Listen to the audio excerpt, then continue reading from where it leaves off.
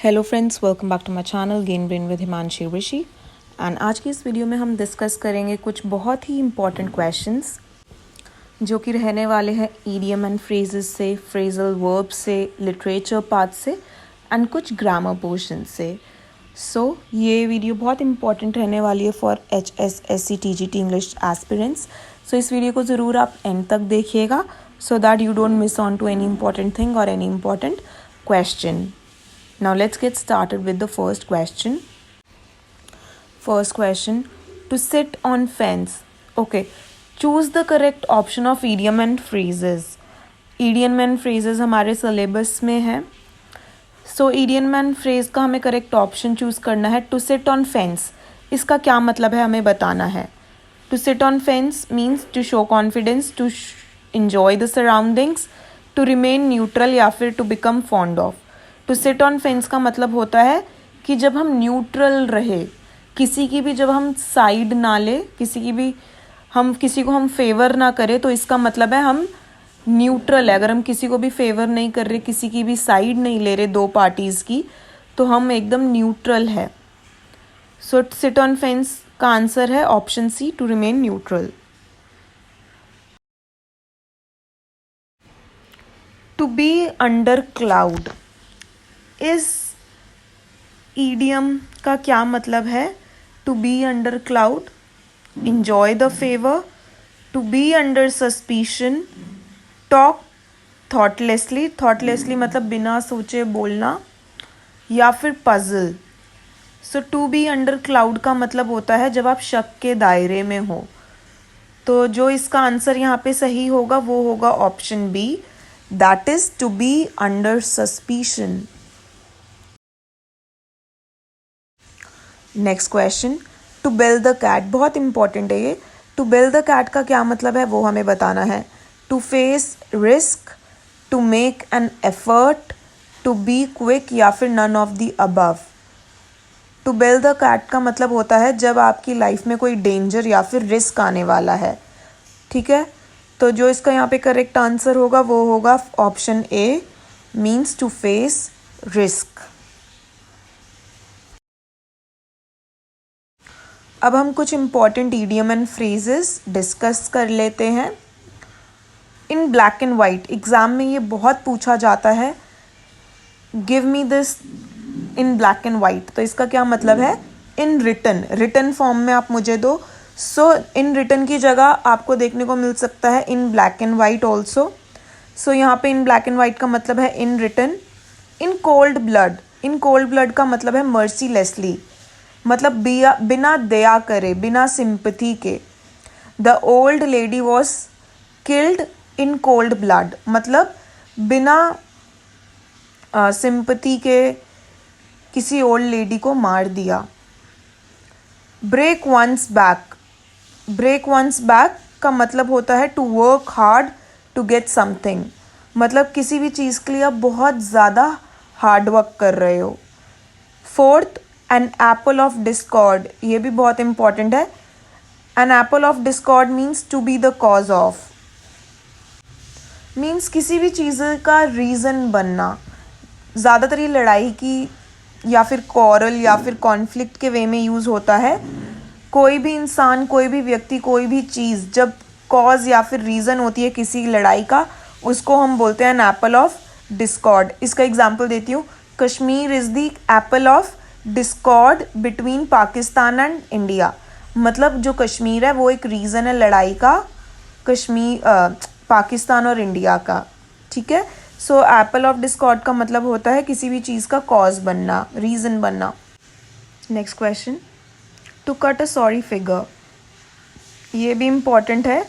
To cut a sorry figure का मतलब होता है present oneself in a bad way, जब आप औरों के सामने खुद को एक बुरे तरीके से प्रेजेंट करते हो तो उसको हम बोलते हैं to cut a sorry figure. A green hand, ये भी इम्पॉर्टेंट है।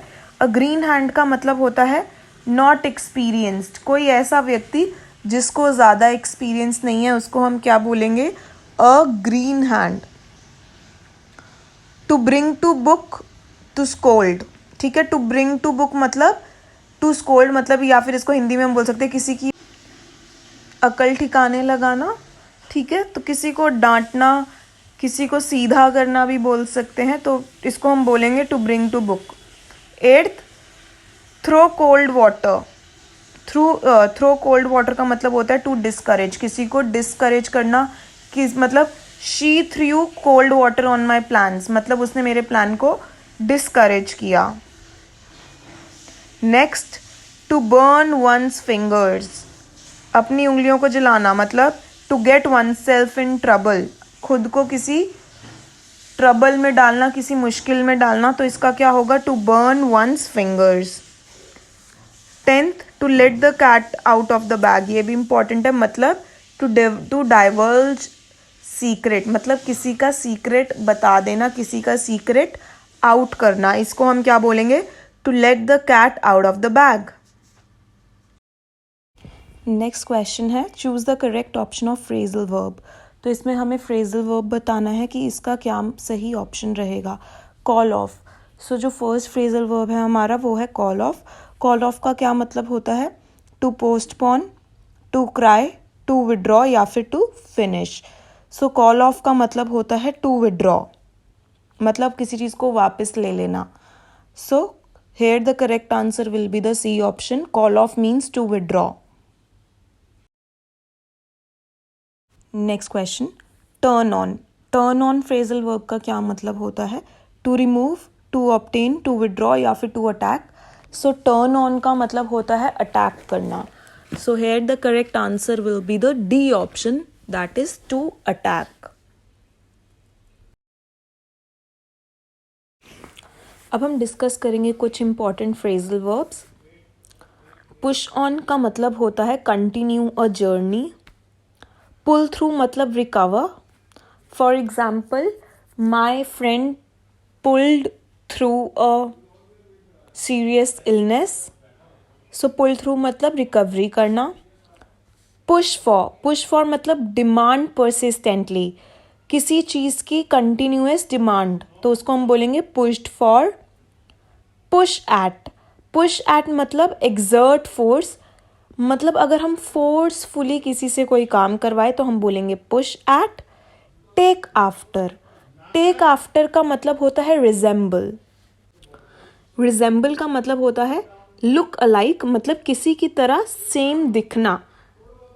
For example, he takes after his father, इसका मतलब वो अपने फादर की तरह दिखता है। पुट आउट बहुत एग्जाम में आता है। पुट आउट का मतलब होता है एक्सटेंग्विश मतलब बुझाना। Please put out the candle, ठीक है, मतलब प्लीज कैंडल को बुझा दो। पुट बाय का मतलब होता है spare something for future. Spare का मतलब होता है बचाना, सो कुछ भी बचाना फ्यूचर के लिए, उसको हम बोलेंगे put buy. I have put by half of my salary for the future, मतलब मैंने अपनी आधी सैलरी फ्यूचर के लिए बचा ली। थ्रो कोल्ड वाटर का मतलब है to discourage. She threw cold water on my plans, मतलब उसने मेरे प्लान्स को डिस्करेज किया। पुट ऑन, ये वर्ड हम बहुत रेगुलर डेज में भी यूज़ करते हैं। पुट ऑन मतलब wear, put on your shoes, है ना। पुट ऑन योर क्लोथ्स मतलब वियर योर क्लोथ्स या फिर wear your shoes. Put off मतलब पोस्टपोन करना, किसी भी प्लान को या किसी भी चीज़ को आगे के लिए बढ़ा देना, उसको हम बोलते हैं पोस्टपोन करना। सो ये कुछ इंपॉर्टेंट फ्रेजल वर्ब्स थे जो अभी हमने डिस्कस करे।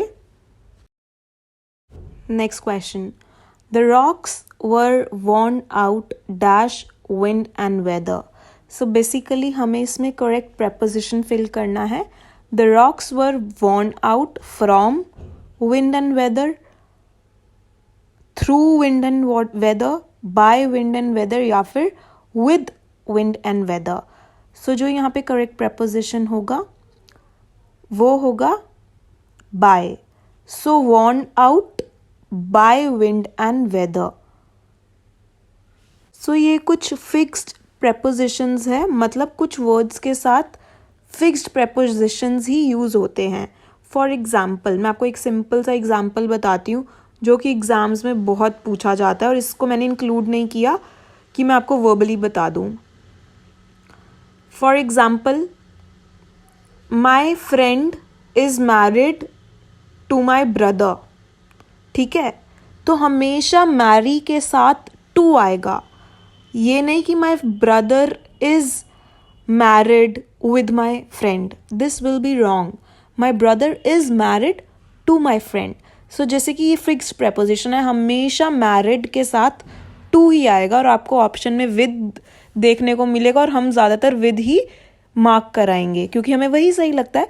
सो नहीं, फिक्स प्रेपोजिशंस होते हैं वो हमें पता होने चाहिए. सो वॉर्न आउट के साथ बाय यूज होगा. ओके, नेक्स्ट क्वेश्चन की तरफ बढ़ने से पहले let me just remind you, अगर आपको ये वीडियो पसंद आती है, अगर आपको ये वैल्यूएबल लगती है अपने एग्जाम के लिए, प्लीज़ इसे लाइक करिएगा. मोर ओवर कमेंट सेक्शन में मुझे बताइएगा आपको ये वीडियो कैसी लगी, अच्छी लगी, बुरी लगी, तब भी बताना. And now let's move on to the next question. He paid no attention dash my warning. So attention के साथ कौन सा यूज़ होता है वो हमें बताना है. Preposition of, about, for, to. So he paid no attention to my warning. ठीक है, attention के साथ हमेशा to ही use होगा. So here the correct answer is option D. Next question. Your dress is similar dash mine. ये भी similar वाला भी बहुत एग्जाम में आता है. Similar के साथ कौन सा preposition use होगा? टू, लाइक, एज, माइन या फिर ऑफ. ओके, सी ऑप्शन में सिर्फ एज होना चाहिए था.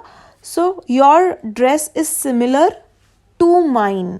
ठीक है, एज माइन नहीं होगा, लाइक माइन नहीं होगा, हमेशा सिमिलर. ये रूल है, सिमिलर के साथ जो प्रेपोजिशन होगा यूज वो टू ही होगा. Similar to that girl, similar to my dress. ठीक है. So here the correct answer will be the A option. Next question. There may be an index dash the end of the book. So again हमें preposition fill करना है. At, of, from या फिर in. So जो यहाँ पे correct answer होगा वो होगा option A, that is at. There may be an index at the end of the book. Next question. It was generous dash you to offer to help me.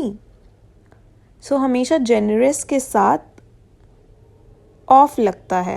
It was generous of you to offer to help me.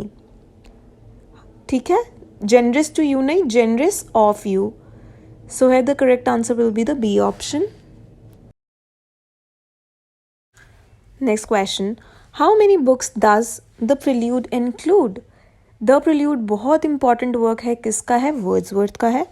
ये एक autobiographical book है और ये बहुत ही बड़ा काम है Wordsworth का. सो बेसिकली इसमें कितनी बुक्स इंक्लूडेड है? इसमें 14 बुक्स इंक्लूडेड है. जो द प्रिलूड एक पोएम है किसकी? वर्ड्सवर्थ की, जिसमें 14 बुक्स इंक्लूडेड है. Next question. Adonis is an elegy written for. Adonis एक elegy है. elegy क्या है मैं आपको बहुत पहले बता चुकी हूँ. जब हमने पोइट्री सेक्शन किया था तो उसके अंदर हमने elegy के बारे में डिस्कस किया था. elegy क्या है, ठीक है. सो ये elegy है अडोनिस, ये किसके लिए लिखी गई है? कीट्स के लिए, शेली के लिए, मिल्टन के लिए या फिर शेक्सपियर के लिए? सो ये elegy कीट्स के लिए लिखी गई है. और ये किसने लिखी है? ये पीबी शेली ने लिखी है. ठीक है. So here the correct answer will be the A option. Confuse मत होना शेली के में. शेली ने ये लिखी है बट ये लिखी है अपने दोस्त कीट्स के लिए उनकी डेथ के बाद. सो इस वीडियो में बस इतना ही था. अगर आपको ये वीडियो पसंद आई हो प्लीज़ इसे लाइक करिएगा. एंड अगर आप मेरे चैनल पे न्यू हैं तो सब्सक्राइब करिएगा मेरे चैनल को. मोर ओवर कमेंट सेक्शन में ज़रूर बताइएगा how did you find this video. आपको ये वीडियो कैसी लगी. Thank you so much and have a good day.